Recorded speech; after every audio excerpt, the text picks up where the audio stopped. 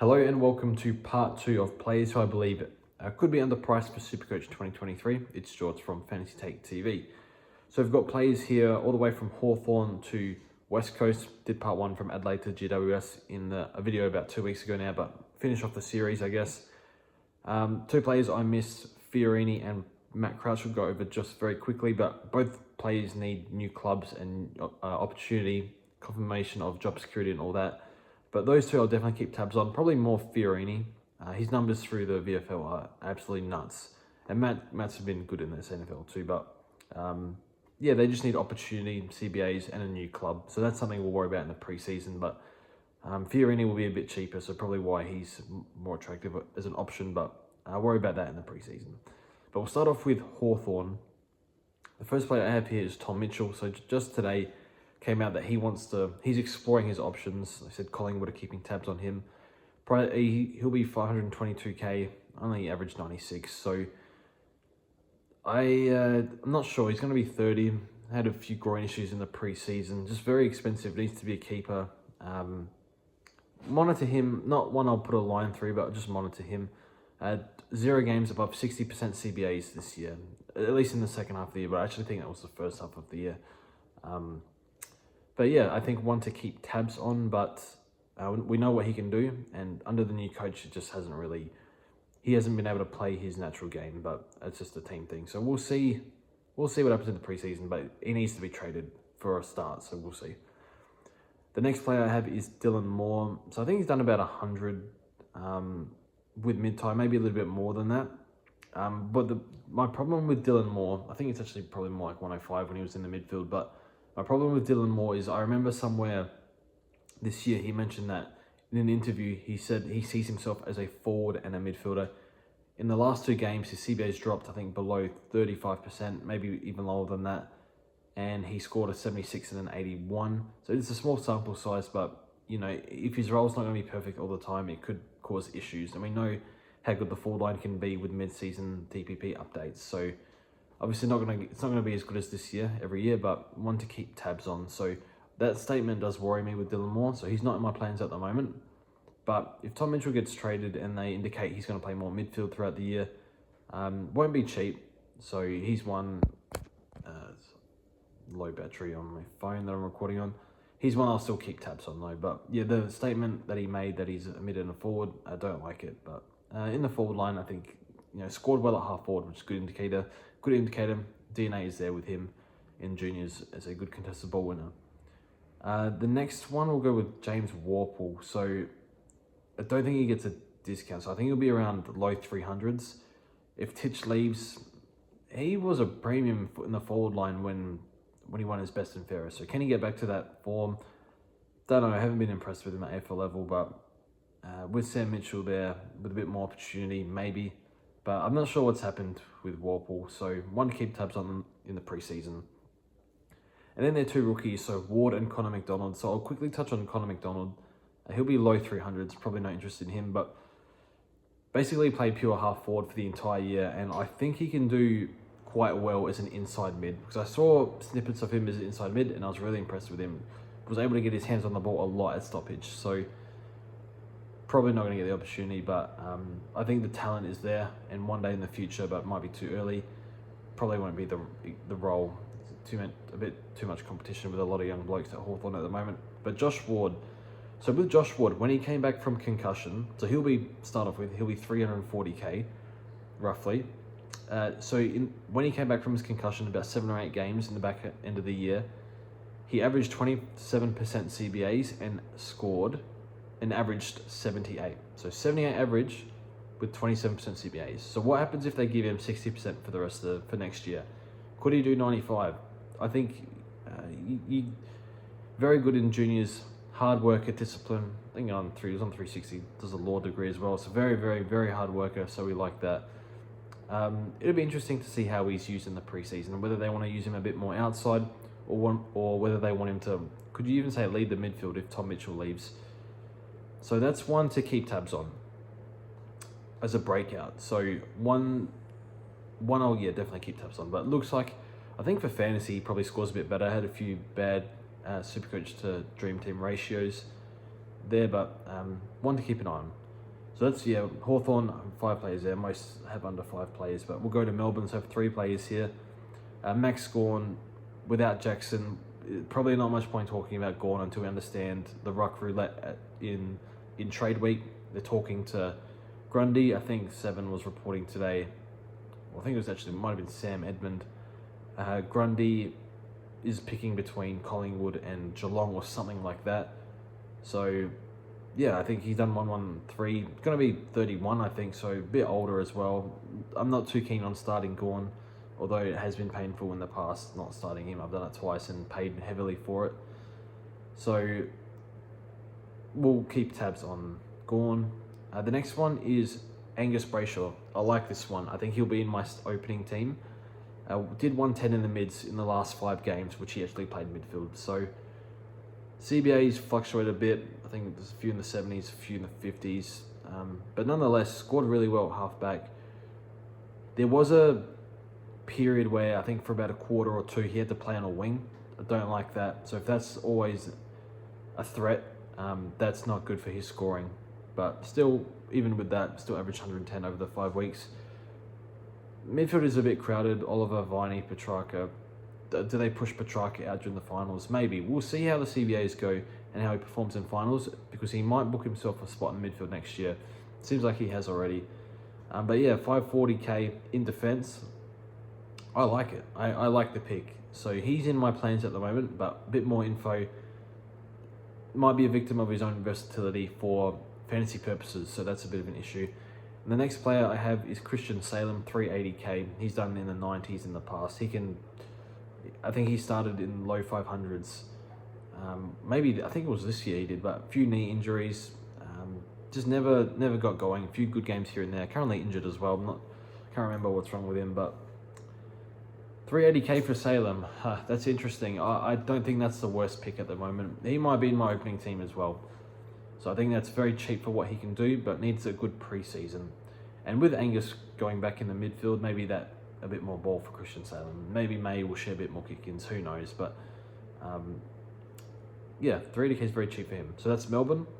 Move on to North. So Clarko at the helm.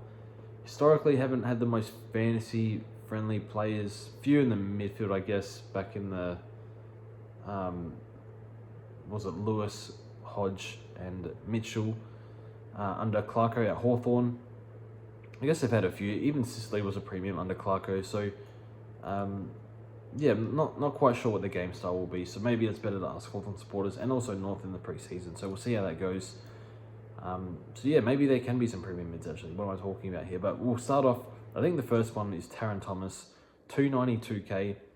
Did 100 plus in the back half of 2021. Can't remember exactly, but yeah, 292k. A clear issue with mental. I think it's a mental thing with him. The whole Instagram comment, I don't know, what do you say? I make more money than you ever will, something like that. Head's not in it. Does Clarko want to use him forward or mid? I think he's clearly a midfielder, but is he conditioned? You know, training standards seem to have dropped with him, so a lot of issues, and just we need to read, preseason reports are going to be very important for Taron Thomas, because the upside is there, but does he want to, is he mentally there? That's the issue. But with Clarko, he's in good hands, so that would make a big difference. So he'll be a forward. Roll was also terrible for most of this year. They took him out of the midfield for most of the year, and maybe that was because of his conditioning. He won't be in my opening team, but he'll make his way in with a really good preseason and good reports and good form in preseason games. But it won't be in the opening team.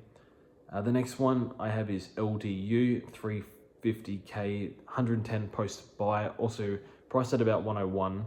So, and did have an injury game. I think he scored a 27, I can't remember. It might have been a concussion earlier in the year. So he's technically a little bit underpriced.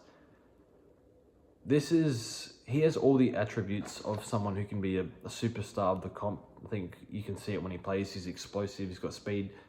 At the stoppages, he's just a monster, he's massive. So I'm probably willing to pay up for your Tuke Miller or whatnot, your Jack Steele types. But one to keep an eye on. Just how good can he go? Because he's had a few big games, had a few 140 plus games as well. So what can he do? And North are probably going to suck, so we'll see. Yeah, an interesting one. Not, I can see a few people picking him, but not for me at this stage, but we'll see. I do believe in him as a player. Will Phillips, coming off glandular fever, pretty rough on him. He started training. I think he's been training for 3 weeks from what I read. So I think he's basically, if he's named, well, I don't know what sort of discount he'll get, but I think he'll be very, very cheap. Could even be close to a rookie priced. Maybe like somewhere between 200 and 120k. So I think he'll probably be in most people's starting teams with a full preseason because he was high peak. They want him in the team. So I think see how he goes, but hopefully he's all good. But one to chuck in the, imagine he'll be a forward, I guess, but we'll see. And then the last one I have is, well, actually I have two more. I have Horn Francis, 344k. Don't know what role Clarko wants him to play, but definitely capable and showed some really strong form in the VFL. As a forward, it's an interesting one. Just not quite sure. Not quite sure on him just yet. Might be too early. Seems like a slower burn, maybe like a Dangerfield type, where once he builds massive fitness and a bit more confidence, he can really explode at some stage. But you never know; it could come sooner rather than later. So had some outstanding performances in the SANFL in his draft year, so we'll see. Had like 33 touches in a prelim or something like that. Ben Cunnington is another one, the last one for North. Don't know his price. It just depends on if they use his 2021 price instead of his 2022 price. So he'll be priced at 190k if they use his price from this year. I don't think they'll do that. So it'll probably be priced at like, I don't know, high 200s, low 300s. I'm not too sure. A bit older. Has to play midfield, right? They still got Greenwood in there. Do they use him much? I think we'll wait for preseason. Also did a calf coming back from, although had a bit of a rough time with the cancer treatment. So that's, your chemo can be pretty rough on him. So see, preseason watch, won't be in my starting team, but one to watch for sure. But yeah, a bit old. I think he's going to be 32, so maybe a bit too old, but we'll see. Good price and doesn't have to be a season-long thing. Moving on to Port Adelaide. So I just have the two names here, Rosie and Butters. So Rosie about 520k. I will lock him in. So 20 plus disposals every single game this year, except for one where he hurt his knee. He got his knee sort of caught in a tackle or something like that. Had 17, played forward that game. In the midfield, he's a star, All-Australian year. And I'm not sure if he'll be available as a forward though, that's the thing. So if he's available as a forward, I'll lock him in. Probably one of the first picks with Dunkley in the forward line. If he's mid only, probably not. Just, you never know, but yeah. I think he did 100 plus in the midfield, so probably felt like he'd scored a bit better in fantasy at times, but he had a few, like, I think one game he had scored like 40 Supercoach and 70 something fantasy. So see how he goes, but generally pretty good use of the ball, so, and kicks goals and stuff like that. But yeah, very impressed with Rosie and will happily pick him because can only get better from him. He's off, I think he's gone overseas with Boak to train. That's a great sign that he wants to be a great player. So very exciting fantasy prospect in the midfield. Now Zach Butters. So Zach Butters will be in my opening team. I know people are sick of Zach Butters because all the drama that comes with him as a pick. He's very reckless. He's hurt his knee in similar ways multiple times now. But he's just such a good player, and we saw the back 5 or 6 games where he went 110 plus, which is, we know that he can do that, but there's going to be hiccups along the way with him. It's just how it is, just how he plays. So also just randomly dropped me and had a flu game, just had a poor game, was forward a little bit. CBAs weren't super great as well throughout a lot of games, but he still scores because of just how he plays. Just a lot of contested ball, a lot of ground ball gets, stuff like that. They are gold for fantasy, and probably why he was much worse gold for Supercoach. Probably was why he scored much worse in fantasy. Ground ball and stuff like that, not worth as much. So I think, 5th year, he can be a superstar of the comp. He can do 105 for sure. So he'll be in my team, I think. But I wouldn't blame you if you see him as an upgrade or you're just sick of him. I wouldn't blame you at all, but I'm a believer. Next club I have is St Kilda. So first one, Jack Steele, 580k. I'm not sure we see the Jack Steele of 125 plus anymore, just because his contested ball has dropped. I think it's gone from about 14 to 11 point something. I think it was 13.8 to 11.8, something like that from memory. From 2021 to 2022. Had an injury game in there where he scored 70.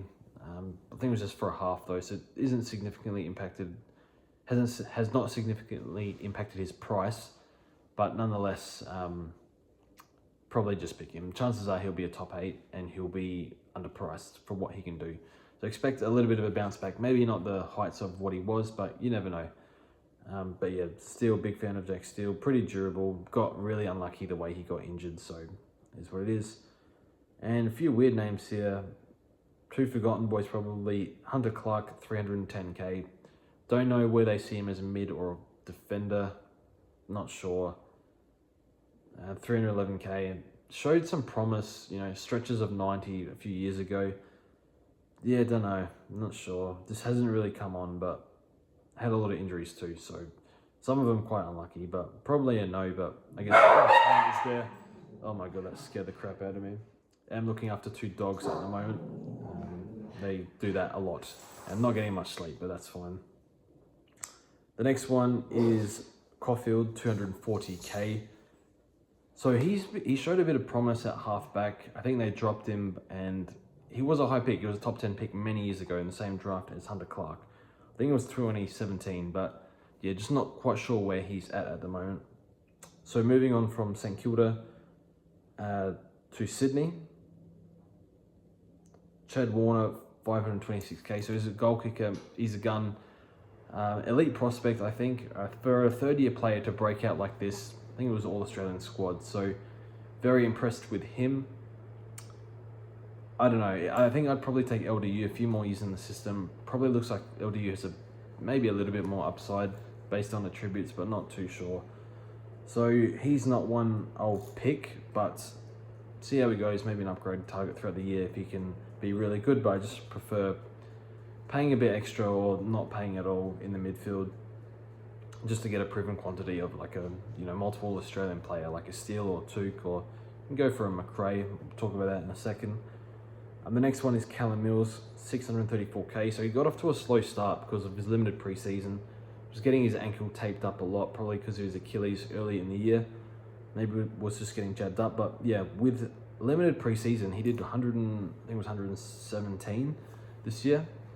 So he'll be an interesting one, and I can see a lot of people picking Callum Mills next year. I think ownership will be maybe like 10 to 15% on open. Durability's not quite the level of the other guys, but it was good this year, played every game, despite having a few issues with his Achilles.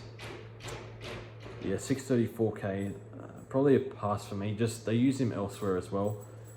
If they use him halfback or on a wing or whatever, CBAs do drop a bit, but outstanding talent, and he'll be primed to go for a Brownlow. He's perfect age. What is he now? The 2015 draft. So it must be like 25, 26, something like that. So yeah, perfect age to, to really peak for Supercoach. The next one I have is Errol Gordon, 446k. Average in the 80s and played mostly half forward. So I think they see him as a midfielder. Clearly has a high ceiling. We saw that early last year. It's a very crowded midfield in Sydney. So do they put him in the midfield, or does he have to play half forward for a bit more? He's playing the role fine at the moment. Parker, Warner, Rowbottom, Callum. So yeah, I'm not sure there's room for him to get a lot of minutes, but we'll see. It's an interesting one. Probably not at this stage. I'd rather pay for one of the Port guys at this stage. But yeah, one to watch over the preseason. Western Bulldogs. So start off with Jake McRae, 626k. Was probably considered a lock for a lot of people, and he was 700k last year. Not too sure I think it's part he's declined just as a player, and partially his role has gotten worse towards the back end of the year. He's been getting more wing time. It's not good for him. He never really scored well on a wing. So we're not seeing a lot more of the in and under stuff that we're so used to seeing, like a lot of tackles, even like marks, uncontested marks are down as well. So just a lot of points to go around, and he's been doing this for a long time now. Is there too many miles in the legs, so to speak? So we saw Pendlebury sort of decline around at a similar point of where he was at 200 games or so. So one to keep an eye on. I don't even know what to say on McRae. I think, do you start him because he usually starts well, but do you bring him in because his fantasy back half of 2021 wasn't great. But it wasn't great either it was even worse for 2022. But Supercoach was good for by 2021. So probably a no at this stage. I hate to say it, but are we just going to expect this? I think after the first 2 rounds, he only did 110 average. Is that what he is now? If Dunkley gets traded, then we'll see. It'll be a bit more enticing, but an interesting one. It's a hard one. Not sure if he bounces back or this is what McRae is now. A few others here. Toby McLean will be 190 to 200k. Done 110 in the first half of 2018, I believe. Before playing half forward for the rest of the year because I think he had copped some knock or something like that. There's not a spot for him in the midfield, but even if he can play half forward, I think he can get to 350k and make 150k at that price. Is he best 22? I'm not sure. Yeah, it's a bit of a shame how his career's gone with the ACLs, but a very promising talent.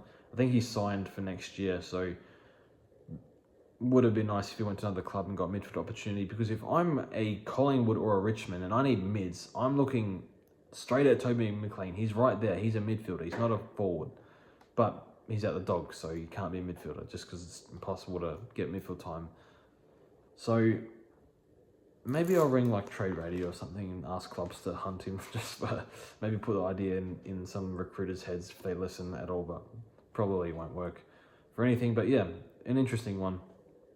Ed Richards did 107 in his last 7 games off half-back. So he's well and truly broken out. Does he sustain it through to next year? What do the kick-out numbers look like with Dale and Daniel? It has hurt Dale's numbers for sure, because I traded him in and noticed a bit of a drop-off. I think Dale's last 4 was sub 90, and that's Ed Richards taking the points. So he'll be 460k Ed Richards. Not too sure. Not a big enough sample size, but we'll see how he goes. He's definitely capable because he's shown it. Can he do it for a full season? I'm not sure. Tim English, 573k. Well, I think Steph will retire, and we'll see what happens in trade period, whether they get him a second ruck. Do they use Darcy in the ruck? I don't know if he even can ruck, but he's definitely tall enough. So, not sure on Tim English. Durability is, I guess maybe I'm a hypocrite saying I'll pick Zach Butters, but not English when they both can cop similar sorts of knocks during games. That being said, the ruck line's a lot more volatile, and using multiple trades in the ruck is a horrible experience. So I don't love the English pick, but for sure there's upside here, and it could be problematic if the pick works and I don't have him. So I think he'll be highly owned, but we'll see. He's one I might just fade though. Just depends on what happens with the rucks. Who else have I got here? Sam Darcy, 240k. A bit of a shame, I think, if he was like base price and didn't play this year, I think he'd be a lock, but probably too expensive for a key position player. And finally, we'll go to West Coast. 2 names here, Sheed and Yo. So Yo, 294k, probably gets defender status. Don't love the Yo pick, think he's cooked.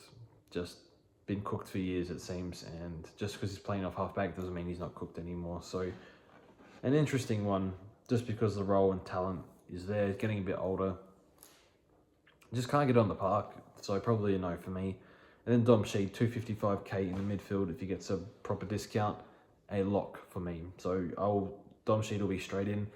Should get CBAs. I think with West Coast, they seem to be signing all the old boys again. I don't know what they're doing with the list. Well, I'm not sure where do they see the list? Are they rebuilding? Are they trying to go again? I have no idea. Surely they think that they got to move some of these guys on, like I think Redden and Shuey and stuff like that. Can they sign all of these guys for next year? We saw JJK retire as well, so they must be rebuilding. Surely they got to move some of these guys on and put Dom Sheed as a high CBA mid, because CBAs were decent in 2021, I think. So yeah, been injured all year. That's all from me. That video went quite long. But yeah, thanks for watching, and we'll see you guys next time.